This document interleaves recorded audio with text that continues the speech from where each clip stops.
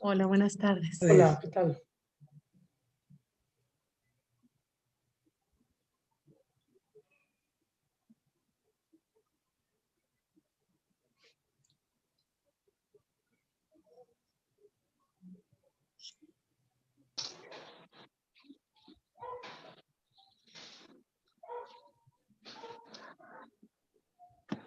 Bueno, Creo que ya pues estamos ahora sí. Damos perfecto. comienzo, Rosalvira. Muchas gracias, Juan Carlos.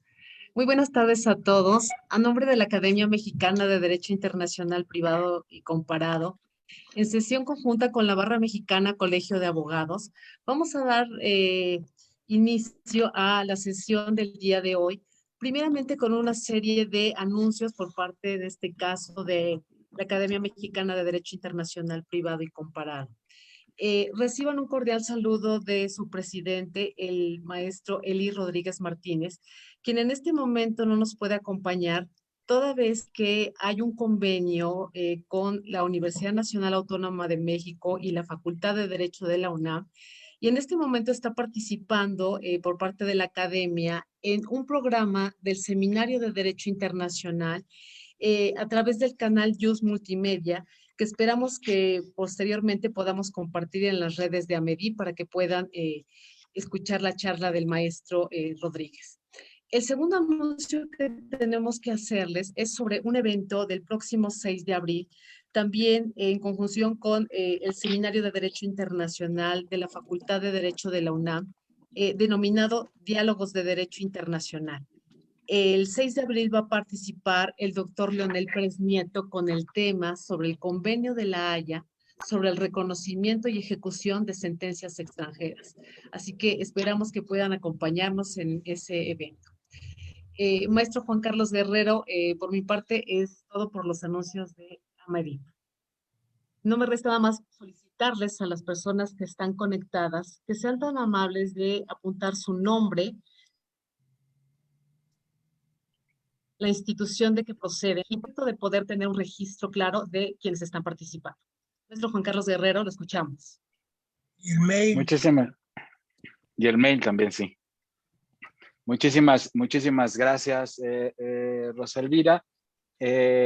Por parte de la Barra Mexicana Colegio de Abogados, en principio, solo comentarles que estaremos en próximas fechas incorporando dentro del equipo de la comisión a un subcoordinador.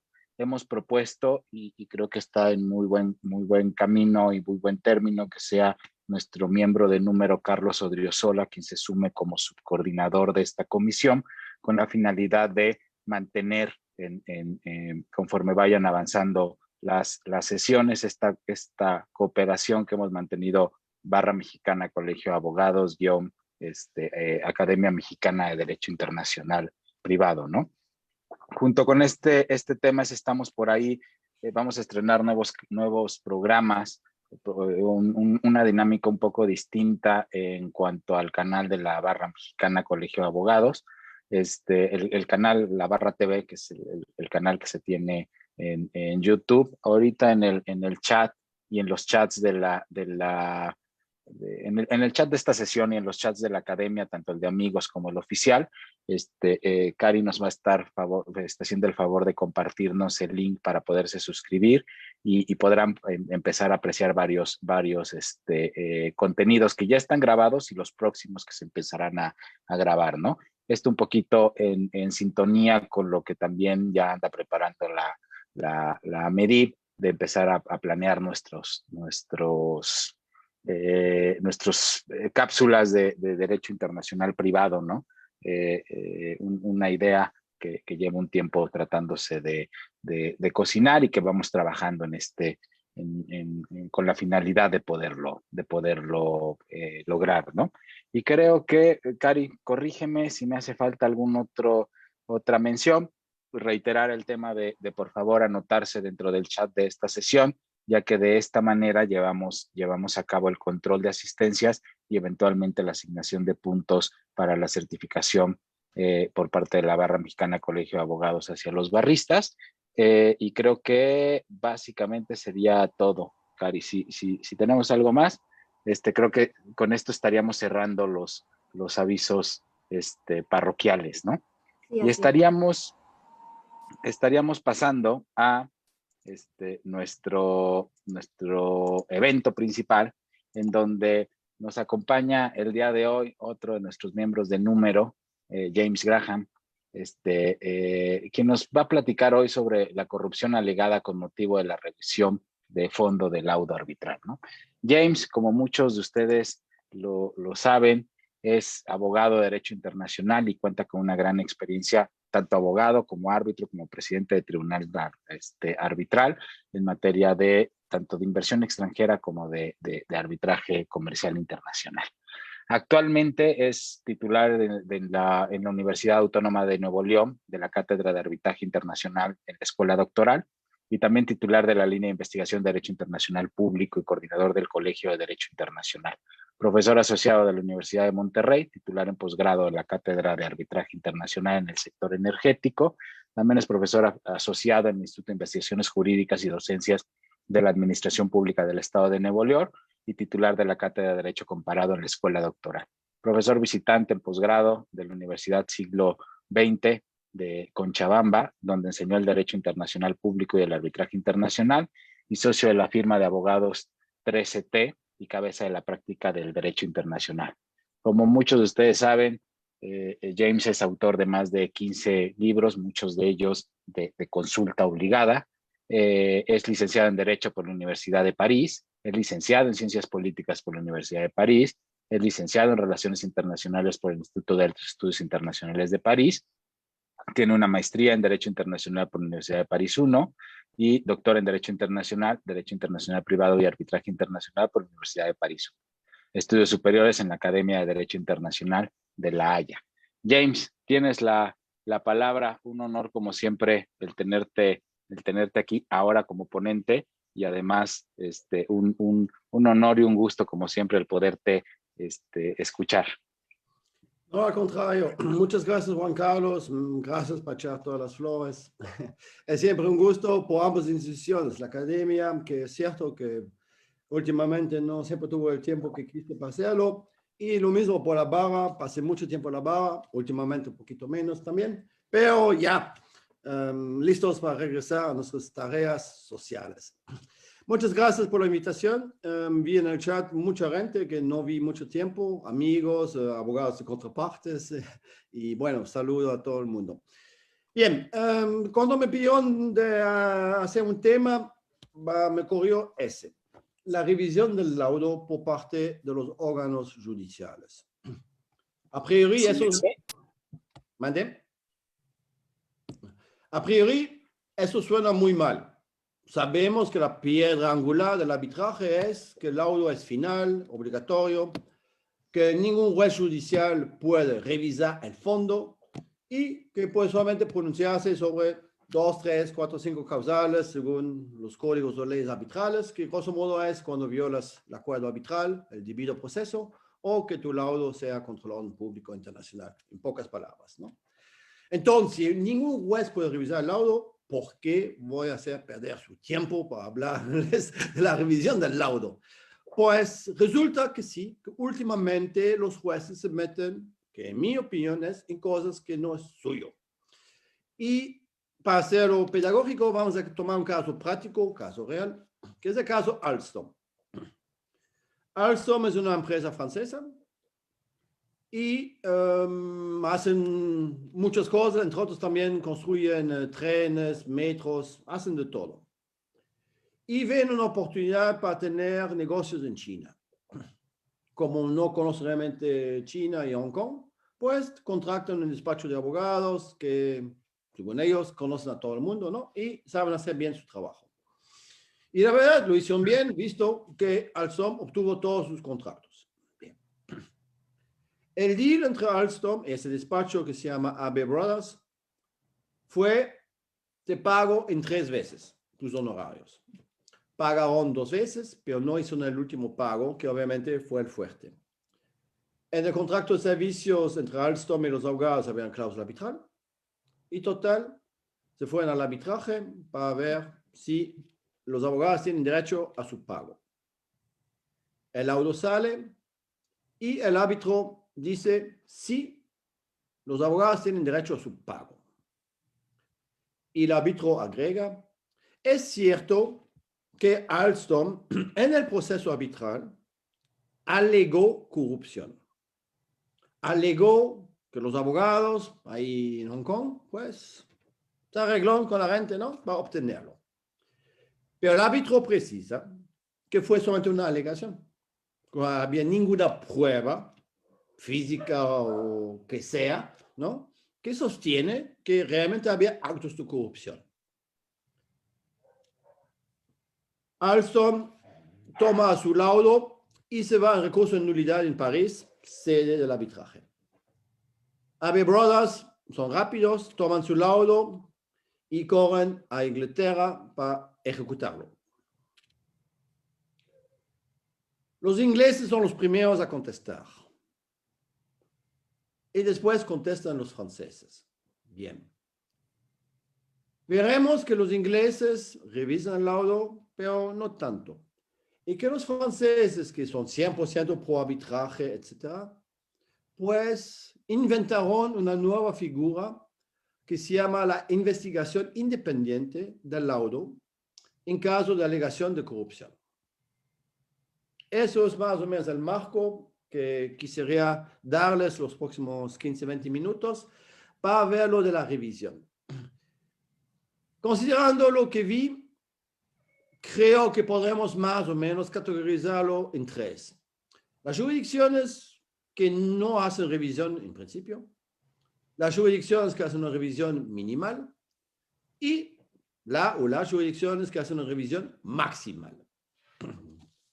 La minimal es obviamente Suiza. Suiza nunca se mete en los hechos, Suiza no quiere saber absolutamente nada, y si saben, si tienen práctica en Suiza, saben que el Tribunal Federal, si no te ocurre algo de muy, muy intolerante con derechos humanos, pues casi no tienes ninguna chance de cancelar o nulificar un laudo. Suiza es muy respetuoso de los hechos y de las constancias del árbitro, del tribunal arbitral, ¿no? Sobre esos hechos. La única excepción que pudiera ser una excepción a la no revisión es que si realmente lograrías a obtener una prueba sobreveniente, ¿no? Algo que realmente influyó sobre el arbitraje y que no pudiste saber antes, pero es excepcional. Bien, eso es Suiza. La revisión minimal, por ejemplo, es de Estados Unidos. Estados Unidos tiene como regla, ¿no?, que no revisa el laudo del fondo, pero una de las causales que tienen, que ningún país tal cual tiene, es el manifest disregard of law. El error, no el error, es realmente una violación flagrante de la ley. Sabemos que en México o en Francia, si el árbitro aplicó mal la ley, pues es problema tuyo, ¿no? Tú lo elegiste, pues ni modo, elegiste un mal árbitro.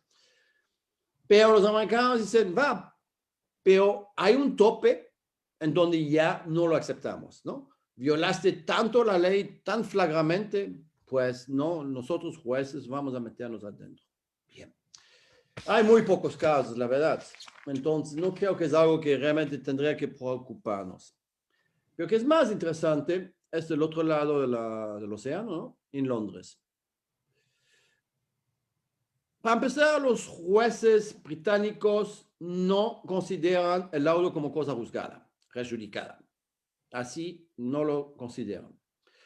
Lo consideran, ni siquiera lo consideran. Atacan el problema de otra manera.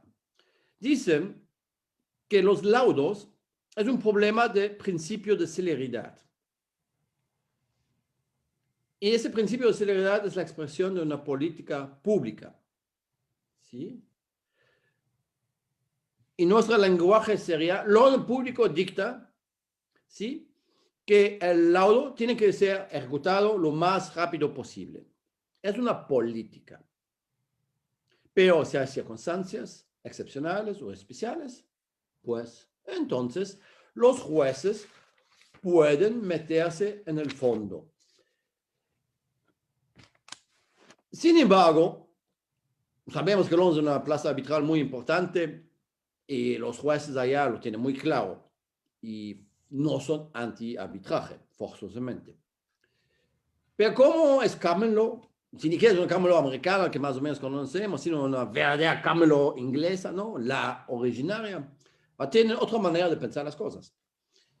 Y el hecho que no consideran el laudo como cosa juzgada, para nosotros es algo difícil de entender. Ellos lo ven así, con el principio de celeridad y el principio de Stoppel, que todos conocemos, ¿no? Pero bueno, en nuestro caso, Alstom pide la ejecución, los jueces checan el laudo y dicen, vamos a verificar lo de la corrupción. Sin embargo, no ven cómo Alstom podría cumplir con la regla probatoria, o me ha dicho con el estándar, ¿no? Que tienes que cumplir para comprobar la corrupción. Los ingleses tienen un estándar muy alto. Grosso modo, si no diste dinero y lo grabaste en vídeo, pocas palabras, no tienes mucha chance que realmente puedes obtener ese caso de corrupción. Viceversa, todos sabemos que la corrupción es mal, todos queremos combatirla y todos sabemos que justamente uno de los problemas de la corrupción es que es difícilmente comprobable. Es raro que un corruptor o un corruptado se deja grabar o firma un papel que dice que obtuvo algo que no hubiera tenido que tener. Bien, los ingleses fueron los primeros, rechazaron las alegaciones de Alstom y dieron a los abogados la oportunidad de ejecutar su laudo. Unos meses después, París contesta, y eso sería mi tercera categoría, la revisión maximalista. Desde la jurisprudencia de Tales, ya tiene años, ¿no? Francia siempre tuvo una política muy restrictiva del orden público internacional. Para obtener la oportunidad de compartir un laudo con el argumento del orden público, tienes que demostrar no solamente una violación, sino una violación flagrante, efectiva y concreta. ¿Sí? En otras palabras, tiene que ser tan obvio, ¿no?, que cualquier persona está de acuerdo contigo. Eso es el estándar por todos los laudos. Bien. Pero en el caso de Alstom, pasó algo que nunca pasó. Alstom de nueva cuenta alega corrupción. El despacho chino obviamente la niega, ¿no? Y dicen, oye, es un recurso de nulidad, ¿no? Entonces, no es una apelación, es un recurso de nulidad. Y los magistrados de la Corte de Apelación de París dicen, a ver, cuando algo huele a corrupción, tenemos que hacer una pausa. Y que tenemos que tomar eso muy en serio. Yo, Corte de Apelación de París, estoy de acuerdo que Alstom no comprobó la corrupción en el arbitraje y lo que me dijo a mí, la verdad, tampoco no es suficiente, ¿no?, para rechazar, para nulificar el laudo. Entonces, no me queda de otra, voy a ordenar, y eso es lo nuevo, una investigación especial. Y obligó tanto a Alstom como al despacho de abogados, a B. Brothers, de entregar todos los documentos, pero todo que tuvieron entre ellos, ¿sí? Dio chance a cada parte de manifestar lo que quiere. Y la Corte de Apelación llega a la conclusión que tienes que nulificar el laudo por ser contrario al orden público por actos de corrupción. ¿Cómo llega a eso? Pues de esa investigación independiente, a ver si tengo los detalles aquí. Bueno, total, en pocas palabras, fue lo siguiente. Analizó los contratos, que obviamente no hablaron de corrupción, sino que hablaron de prestaciones de servicios de abogados y de honorarios, y la Corte se clava en los honorarios. ¿Sí? Dice, los montos son grandes, ¿eh? ¿Por qué pagaste, no me acuerdo los números, perdón, vamos a decir, ¿por qué pagaste $500,000, no? al abogado. El abogado contesta, porque trabajé. Muy bien, ¿qué trabajaste? Muéstrame que trabajaste. Quiero todo tu trabajo que hiciste por los $500,000. Tráemelas. AB Brothers no pudo, porque nunca hizo un trabajo. Después la corte obliga a AB Brothers a entregar todo el patrimonio de ellos y sus declaraciones fiscales. Y ven el patrimonio que el otro pago, también de mucho dinero, sirvió a comprar arte caro, ¿sí? Inversiones en el arte. Y la Corte de Apelación termina diciendo, si tú pagas $1 millón a un abogado que no puede comprobar que ha trabajado materialmente para ti, para la única conclusión es, le diste el dinero para que hagan, ándale, moches, ¿no? Para obtener el mercado. Y por lo tanto, es corrupción y por lo tanto, el laudo es nulo. ¿Sí? Esa manera de meterse adentro de los hechos también se confirmó en otro caso bastante famoso, que es la compraventa del petróleo de Libia. Sabemos que en Libia hay guerra y que hay varias facciones que todos dicen que ellos son el Estado libiano. Bien. Entonces, una empresa francesa en el sector petrolero, ¿no?, hace un contrato con una de esas facciones que se autoproclama gobierno de Libia. Y le compra el petróleo, ¿no? Y tiene contratos pagos y todo va bien. Pero viene otro gobierno de Libia a decir que todo eso es nulo, que todo eso es ilegal, ¿no? Que los otros no son los buenos, sino que ellos son los buenos. Bien. Entonces, la Corte de París dijo que corresponde a la Corte investigar todos los elementos de hecho y de derecho necesarios para pronunciarse sobre la presunta ilegalidad de ese acuerdo entre la empresa y uno de los gobiernos de Libia, y evaluar si el reconocimiento de la ejecución del laudo es manifiesta, efectiva y concretamente contraria a la concepción francesa del orden público internacional. ¿Sí? De nueva cuenta, se meten los hechos. Y finalmente, para ya empezar a concluir un poquito, rápidamente cruzamos la Mancha para regresar a Londres, en otro caso que es Dalla contra Pakistán. Ahí los jueces ingleses se otorgaron la facultad de revisar los hechos en materia de jurisdicción. Según ellos, la jurisdicción no es algo automático. No es porque el árbitro dijo que tiene jurisdicción, que tiene jurisdicción.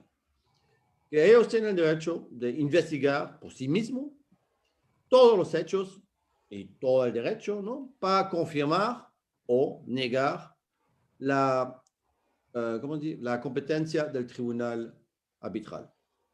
De nueva cuenta, se meten en los hechos. Ahora bien, mucha gente han dicho que eso está muy bien, lo que es la Corte de Apel de París. Gaillard, por ejemplo, se emocionó mucho porque según él, primero tenemos que combatir la corrupción. Eso creo que todos estamos de acuerdo, ¿no? Pero dos, dice que no tendríamos que ignorar las injusticias. El problema aquí es la injusticia. Tómense un caso de arbitraje sobre inversión extranjera. Un país X, ¿no?, meten $100 millones, todo va mal y van a demandar al Estado. El Estado contesta, oye, a ver, el tribunal no tiene jurisdicción porque había actos de corrupción. Y desafortunadamente, muchos tribunales arbitrales confunden jurisdicción con admisibilidad. Pero bueno, no vamos a entrar porque no tenemos el tiempo. Aquí lo importante es la injusticia. Si el tribunal considera que no hay jurisdicción, no hay competencia por ellos, el Estado que recibió el moche se queda con el moche. El Estado que expropió la empresa se queda con la empresa y el inversionista se queda sin nada. Justo no es. ¿Sí? Si quieren ver un poquito los casos, hay el de World Duty, que fue el primero, ¿no? Y también, ¿cómo se llama? Metaltech contra, a ver, Uzbekistán. Metaltech contra Uzbekistán. Ahí en internet están, o si no, les mando con mucho gusto los laudos. Son unos, hay muchos más en la materia. Bien. Entonces, para concluir, ¿qué podemos decir? En mi opinión, vale que vale. Uno, yo considero que un juez nunca tendría que meterse en el laudo. El laudo es el tribunal arbitral. Las partes eligen sus árbitros. Si eligen árbitros que hacen mal su trabajo, es problema de las partes. Si eligen árbitros que hacen bien su trabajo, y si esos árbitros, con su motivación, el fundamento, etc., consideran que no hay corrupción o no hay suficientemente pruebas, ¿no?, para decidir que hay corrupción, ¿por qué los jueces se meterían? ¿Sí? Viceversa, lo reconozco. Los jueces tienen mucho más medios de investigar que un tribunal arbitral. ¿Sí? Un juez puede citar a testigos, puede ordenar la producción de documentos, puede meterte en arresto administrativo, etcétera, ¿no? Tiene más facultades. Sí, pero seamos muy honestos, conocemos a los abogados. Si le das ahorita una nueva oportunidad para meterse, el arbitraje va a ir por 10 años. ¿Sí? Primero, en el arbitraje ya todo el mundo se pelea. Hoy los arbitrajes ya toman años y años porque los abogados meten hojas y hojas y hojas. Después tienes todos los recursos posibles, amparos en unos países o la nulidad, ¿no? Todos esos recursos. Y después de esos recursos, de nueva cuenta, en unos países como México, pues ya el amparo, ¿no? Ahí. Y si ahorita además el juez ordena una investigación, obviamente el culpable, vamos a decir, va a pararse de nuevo y después ahí va, después se va a la Corte Suprema, regresa. Vamos por años, ¿sí? Y creo que el Poder Judicial se mete, por ejemplo, en el caso de Alstom, por simplemente hacer un punto, marcar un punto, va. Pero tenemos que pensar de manera práctica. Entonces, en otras palabras, como pasa en la inversión extranjera, hoy todos los estados gritan corrupción. Y inmediatamente, es la primera palabra que sale de la boca. Yo, a ver, no es una palabra mágica que automáticamente te da razón, ¿no? Bueno, ¿por qué lo hacen? Porque puedes retrasar el procedimiento. Entonces, total, yo estoy muy en contra de eso. Es cierto que la Corte de Apelación no lo ve como una revisión. La Corte de Apelación dice que se trata, como lo dije, de una investigación especial, pero en realidad revisó todos los hechos, ¿sí? Y bueno, con eso quisiera ya terminar y decir que yo no estoy muy contento con eso y no entiendo que después de 20 y 30 años de peleas para que los jueces no se metan en la competencia, que no se meten en eso, que no revisan, y finalmente lo logramos más o menos en todos lados del mundo y ¡boom! Dos jurisdicciones que son las más importantes, o una de las más importantes, ¿no? París y Londres, pues en mi opinión abren una puerta que quién sabe por dónde va. Y a lo mejor ustedes saben por dónde va, y si lo saben, me daría mucho gusto que me lo digan. Total, muchísimas gracias por su atención y obviamente, como siempre, estoy a sus órdenes por preguntas o comentarios y ya. Muchas gracias, Juan Carlos. James, perdón. Muchísimas gracias. Y vamos a abrir la sesión a preguntas y respuestas. Estoy viendo que Francisco González de Cosío ha levantado la mano. Cari, ¿podríamos liberar? Ah, no, ya está liberado el audio de Francisco. Francisco, adelante. Buena tarde. Gracias, Juan Carlos. Buenas tardes a todos. Gusto en verlos a todos y verlos bien. James, qué gusto verte y también qué gusto verte bien. Felicidades por tocar este tema con el ángulo que lo tocas. Me parece que no solo tienes razón, sino que eres valiente. Y me gustaría compartir una reflexión sobre lo que dices y por qué creo que está sucediendo para ver qué opinas. Quiero admitir que entré tarde a tu sesión, acabó justo una audiencia antes y no me perdí la primera parte, o sea que te debo una comida para que me expliques la primera parte, pero vi la conclusión y tus últimos razonamientos y lo que yo creo que está pasando, que conmueve a muchas personas a mal aplicar derecho arbitral en la forma que tú explicas, es que el tema de corrupción, además de ser conmovedor, además de ser suscitar respuestas delicadas en todos nosotros, porque a nadie nos gusta la corrupción y no nos gusta pensar que nuestra disciplina, que es una maravilla, puede ser utilizada para facilitar o tolerar corrupción.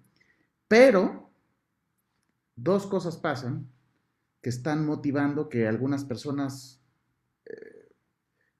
por buenas intenciones, yo no tengo ninguna duda sobre intención, sino más bien el trasfondo, el sedimento analítico que hay atrás, hace que se equivoquen. La primera es que todos queremos sentir que de alguna manera u otra apoyamos este tema, el tema del combate a la corrupción, y un poquito como que queremos vernos bien apoyando el tema.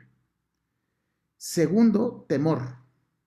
Es decir, los casos de corrupción, donde se alega corrupción, suelen tener hechos delicados, a veces muy delicados, y los argumentos de corrupción, que a veces son ad terrorem, pues algunas personas los espantan. Tengo un caso actual, no voy a hablar mucho de él porque está vivo, que no es en México, pero donde la excepción de corrupción es el caso. Y sí me sorprende ver el efecto que tienen ciertas personas. Cuando lo que yo creo que deberíamos hacer, y con esto concluyo, es aplicar lo que dice. ¿Qué dice el expediente?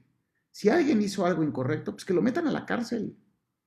Pero dejar de aplicar un contrato conforme al cual ya se movieron recursos, ya se construyeron puentes, ya se pagaron montos, porque atrás alguien dio una coima, pues que metan a los dos, tanto a quien la recibió como a quien la dio a la cárcel. Pero el acto jurídico está. Sostener que no tienes jurisdicción, como tú eso alcancé a escuchar que tocaste, porque existió corrupción bajo el argumento de que los tratados dicen la inversión realizada de conformidad, me parece una interpretación distinta a lo que buscaba esa disposición, pero ya hay algunos casos que lo han llevado más lejos, lo ven como parte del derecho general internacional, entonces lo imbuyen en los tratados de inversión. Y lo malo de todo eso es que la disputa se queda non licet, nadie la juzga porque no hay jurisdicción, porque alguien dio una coima. Si a eso le ata a uno la realidad, y es que vivimos en un mundo profundamente corrupto, y quiero volver a decir eso, vivimos no en un país, en un estado, en un continente, en un mundo corrupto. Invito a que quien cuestione esta aseveración delicada que hago, se asome a la gráfica que hace cada año Transparencia Internacional, y si no la tienen se las mando. Grafica el mundo entero, de amarillo a rojo, en más y menos corrupto. Y cuando uno ve el mundo, todo el mundo está naranja o rojo, salvo los países nórdicos, Nueva Zelanda y Canadá. Todo el mundo es corrupto. Entonces quiere decir que si compramos el argumento de corrupción, no hay Estado de Derecho. Me detengo y escucho sus reacciones. Sí, mira, tienes razón en todo. Déjame, primero empezamos con el inicio. ¿Qué es corrupción? Lo clásico es las maletas, millones de dólares que ya daré, ¿no? Es lo clásico. Pero si yo voy al juzgado y veo un meritorio ahí sentado que fue exalumno mío y brinco la fila y me toma esa prerrogativa, ¿no? De beneficiar del apoyo de mi exalumno, ¿es un acto de corrupción o no? Porque el alumno no me da el expediente porque me quiere, me da el expediente porque espera que en retorno, ¿no? En la clase no le va mal. ¿Es un acto de corrupción o no? Me explico, con eso ya empieza. Dos, típico, por ejemplo, la legislación inglesa va hasta prohibir las comidas. Pero a ver, nuestra profesión es nada más que ir a comer.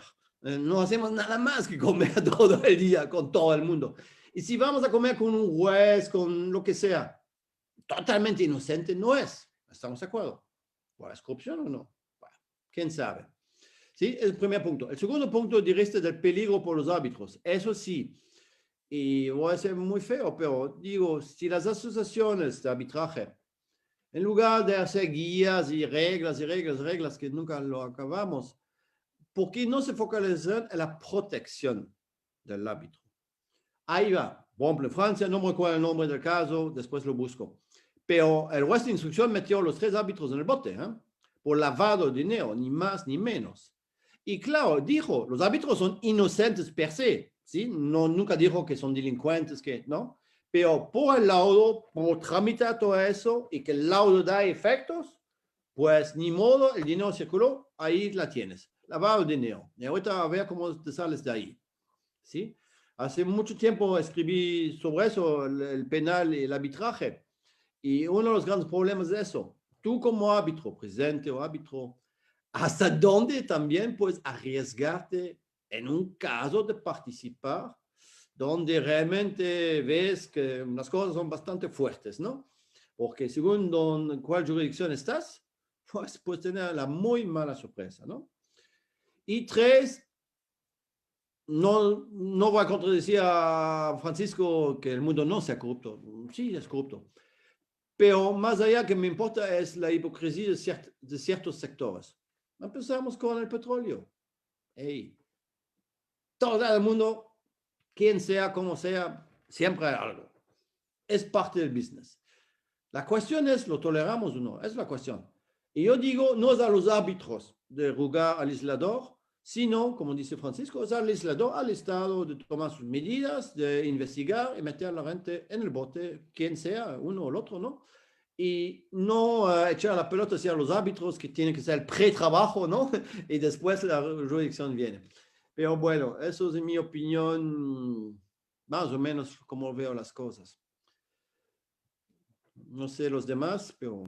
Gracias por compartir tu opinión, James, y te debo esa comida. Comida, va a ser una buena comida.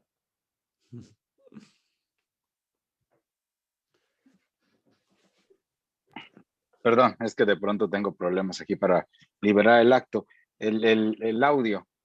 Tenemos por ahí un comentario de Mariana Gallegos, ¿no? No es pregunta, lo hizo aquí en el chat y lo leo textualmente. Nos dice Mariana, claro que es un acto de corrupción. La FCPA lo define, por lo que veo, el tema es la flexibilidad de los criterios para determinar qué es corrupción, ¿no? Sí. No sé, ajá, ¿sí? Sí, no, primero, hola Mariana, porque hace muchos años, unos años tuve la oportunidad, creo que, sí, yo fui el tribunal, ¿no? Y ella fue una de las partes. Me da mucho gusto de saludarte después de ese tiempo. Sí, la inglesa, la ley inglesa, no la conozco tampoco por memoria, porque voy a mentir. Pero sí, tiene criterios bastante fuertes. Pero de manera general, como dice Paco, todo el mundo es corrupto de una u otra manera. Todo depende cómo lo defines, ¿sí? Échame la mano, o hazme algo, hazme un favor, es cosas. Pues, si lo ves textualmente, pues es corrupción, ¿sí? Si invitas a tu mejor cliente al palco de un estadio para ver fútbol, pues es obvio por qué lo invitas. Pero no es realmente una corrupción porque lo invitas más para que te quiere, ¿no? Que no te olvida y bueno, que la próxima vez que tiene algo que piensa en ti, ¿no? Mientras que por mí la verdadera corrupción es la activa, es realmente le das algo, dinero, casas, lo que sea. Corrupción es cuando llamas a un juez y lo obligas verbalmente de hacer algo o no, cosas así. Y insisto, eso no es el papel del árbitro ni del tribunal arbitral, eso es el papel del Estado, que toma sus responsabilidades y que va. Y si yo no veo nada de corrupción o veo alegaciones sin una prueba, no, para mí, ni modo. Entonces, y le diría al abogado, a la parte, ¿sabes qué? Vete al Ministerio Público. Porque además el Ministerio Público tiene mucho más medios que yo. El Ministerio Público realmente puede investigar. Yo no puedo hacer, como árbitro, no puedo hacer nada, ¿no? Entonces, váyanse al Ministerio Público, que obviamente no funciona, pero es otro problema. ¿Qué más, Juan Carlos? Creo que ya no tenemos más. No, sí tenemos, permíteme. Carlos Gabardi nos hace un comentario. Carlos, Gabardi, si quieres te liberamos el micrófono, Carlos. Era solamente, bueno, en primer lugar, un saludo a todos los amigos. Era un poco en relación a lo que comentaba hace unos momentos Francisco González de Cosío, que decía que el mundo se pintaba de rojo y naranja y liberaba a los países nórdicos. Y yo recordaba el escándalo del premio Nobel con tráfico de influencias en la pristina Suecia. Es decir, que en todos lados se cuecen habas. Y ahora, quizá el problema de la corrupción hay que verlo es una cuestión de grado y en qué medida estos actos que aisladamente en algunas culturas podrían verse como actos de corrupción o como tráfico de influencias, no lo son, sino que la corrupción es un poco como el duende manso del vino, se va colando poco a poco y su influencia me parece que es difícil de probar. Sí, es muy complicado. ¿Cómo estás, Carlos? Mucho tiempo que no te vi. Sí, con el premio Nobel, ves, todo es corrupto, como diría Paco. Pero por la segunda observación, mira, yo digo que primero no tienes que olvidar que la corrupción hay dos partes. Eso todo el mundo lo olvida. Bueno, si tomas arbitrar una inversión extranjera, todo el mundo dice, el inversionista dio dinero al inversionista. Pues sí, pero ¿y él que lo recibió? Digo, alguien lo recibió. Y la defensa del Estado, yo no recibí nada, fue un funcionario mío. No, espérame, el funcionario es el Estado según su puesto o lo que tiene, ¿no? Un presidente de la República no puede decir, yo no sé qué es lo que pasó. Hey, bueno, tú lo recibiste, ¿no? Bueno. Entonces, empezamos con ahí, ¿no? Hay gente que recibe, o hay entidades que reciben. ¿Por qué no sancionarlas? Porque solamente el que da y no el que recibe, ¿sí? Dos, recuerdo, me da gusto que ya no es así, pero hace muchos años, por los exámenes de tesis de maestría, todos los alumnos vinieron con botellas y te regalaron botellas de whisky, de lo que tú quieras, de 15 años, 20 años, 30 años, lo que tú quieras. Las mujeres fue más complicado, porque ellos te regalaron así pastelitos, pero los hombres, ándale. Bueno, hasta que tuvo un alumno que fue tan práctico que literalmente me llamó y dijo, oye, ¿cuál botella te gustaría? Bueno, ok. Pero yo nunca pedí una botella. Y dos, nunca la acepté antes, nunca. Dije, ¿me la das después del resultado?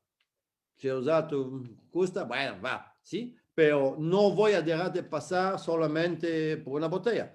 Entonces, hacemos primero el examen y después ya sabes si quieres o no quieres regalarme la botella, ¿no? Bueno, es un acto de corrupción, obviamente, pero yo no quiero hacerme el santo, pero yo no me dejé corrompir, ¿sí? Entonces, la tentativa de corrupción no me choca tanto. Lo que sí me choca es él o ella que lo acepta. ¿Cómo lo acepta? Y la verdad de todos ustedes, y yo incluido, no voy a preguntar porque nadie va a querer contestar. Nadie nunca intentó así negociar un poquito con un tránsito por una multa. Así, oye, es que mi mamá se siente mal, oye, es que no tengo dinero, oye, es sábado, no seas así, oye, no vino tan rápido, ¿no? Bueno, pero ¿quién es el culpable? El tránsito. Porque hay unos tránsitos que no toman, te meten la multa y veas, te llevan o llaman a la policía por corrupción. Y otros, sí, con gusto, toman lo que ofreces, ¿no? Pues la tentativa, a lo mejor no es muy moral, pero no me choca. Pero el que toma, obviamente, es el sí, es el malo. ¿Qué más? Muy interesante, James. Creo que ya no tenemos más preguntas. Yo te invitaría, James, a que nos dieras Hola. un... perdón, alguien está pidiendo la llamada. Sí, pues antes que nada para felicitar sí. a James, muy interesante y desafortunadamente muy actual el tema. Desafortunadamente es muy actual y al menos por un tiempo, pues no sé, ni corto ni mediano seguirá siendo actual. Pero bueno, en el TEMEC hay un capítulo sobre anticorrupción y precisamente allí se señalan los pagos de facilitación. Que los pagos de facilitación pues son cohecho. Son cohecho, pero están permitidos que se otorguen, en la ley de anticorrupción de Estados Unidos permite que se otorguen a funcionarios extranjeros los pagos de facilitación, facility payments o pagos grasa, ¿no? Para engrasar el trámite. Y los prohíbe para que se hagan este tipo de pagos a funcionarios públicos norteamericanos. ¿Qué quiere decir? Que si se hacen a México no son corrupción, no son corrupción, pero si se hacen en Estados Unidos sí son corrupción, ¿no? Entonces, ese tipo de, y está en el TEMEC que se acaba de firmar, y ni siquiera se definen qué son pagos de facilitación, ¿no? Entonces, eso trae consecuencias hasta, por ejemplo, en un caso para extradición. Si no se tipifica como delito, además no tienen límites. Segura, en muchas ocasiones se piensa que los pagos de facilitación, que son cohecho, ¿no? Se puede decir que son mordida y todo, pero no tienen límite, ¿no? La clasificación de pagos de facilitación no es por el monto. Por ejemplo, tenemos el caso de Walmart, que de los años 70, de hace 10, 15 años, abrió muchísimas tiendas por toda la República, haciendo pagos de facilitación, tan rápido que ni siquiera sus competidores se dieron cuenta, supuestamente abriendo tiendas que, obteniendo los permisos de uso de suelo, obteniendo los permisos en forma rápida, cuando menos. Y eso, ya desde el punto de vista económico, también afecta a los competidores, ¿no? Entonces, muy interesante, realmente es muy extenso, ¿ah? Pero en el tema que está permitido, están prohibidos que se hagan aquí. Y en el caso de México están prohibidos que se hagan tanto a funcionarios públicos mexicanos como a funcionarios públicos extranjeros.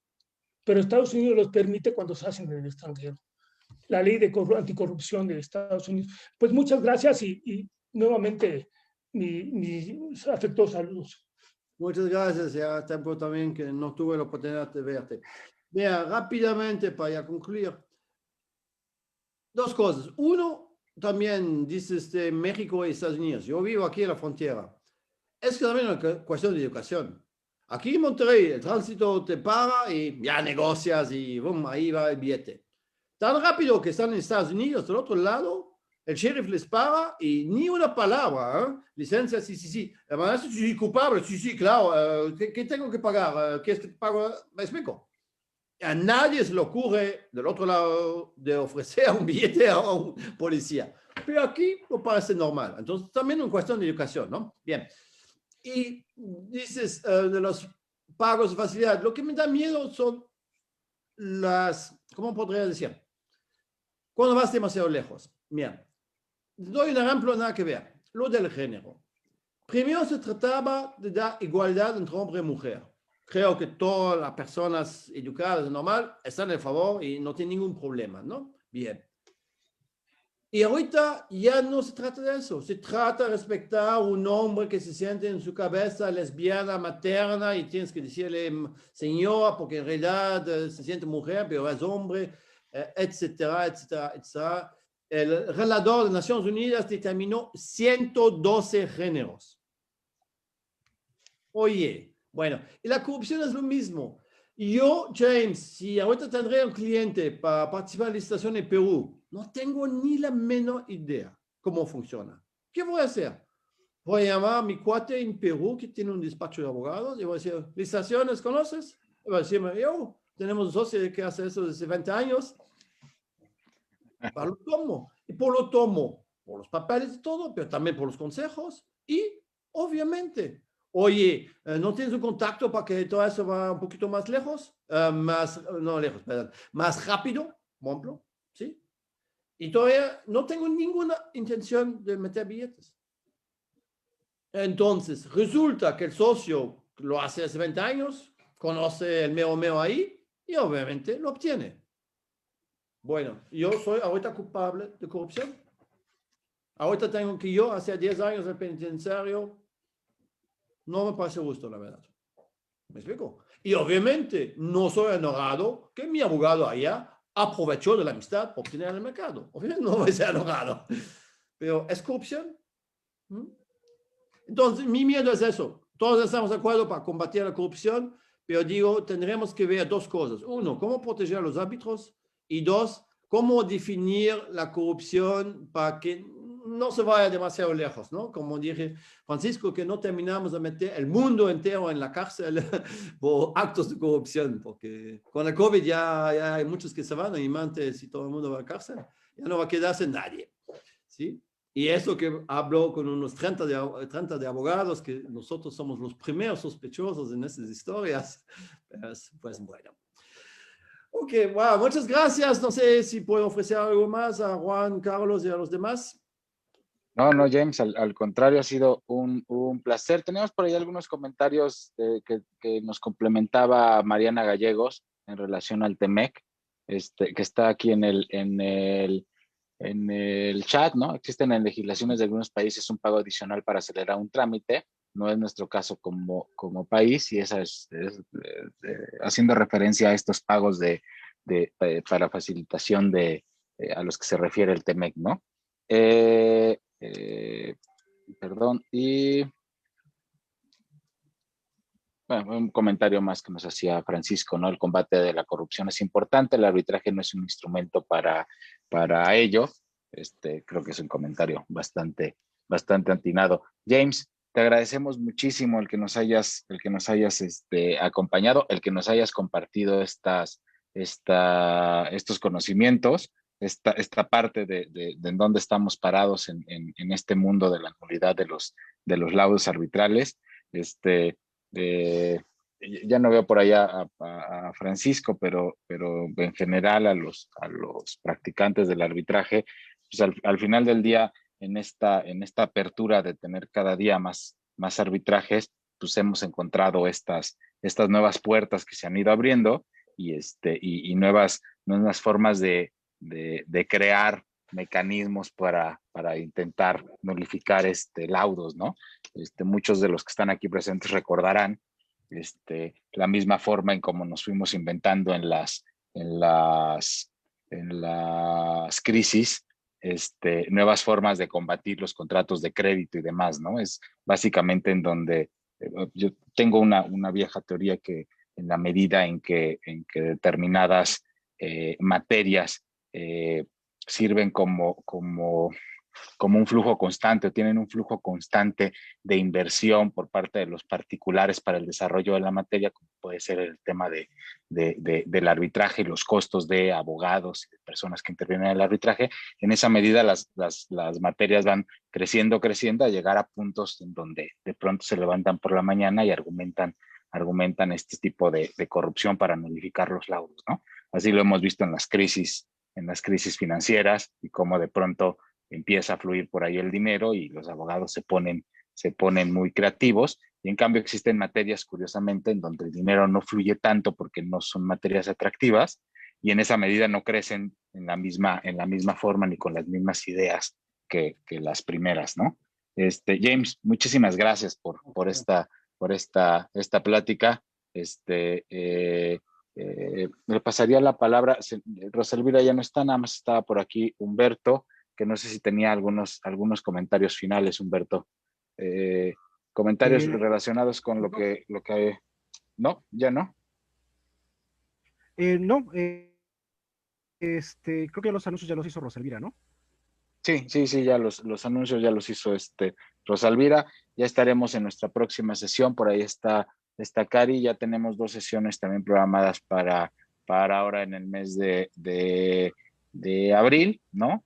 Y también, bueno, un poquito avanzando con estos temas que ya les ha platicado Eli en el tema de la academia, con las revistas de la academia y la puesta en línea ya de estas revistas, un poquito un rediseño todavía más de la página de internet, y ahora estos programas de colaboración que hemos empezado a tener ya con la UNAM, ya con el Consejo de la Judicatura Federal, y bueno, y que van creciendo, ¿no? Entonces son proyectos sumamente interesantes para nuestra materia.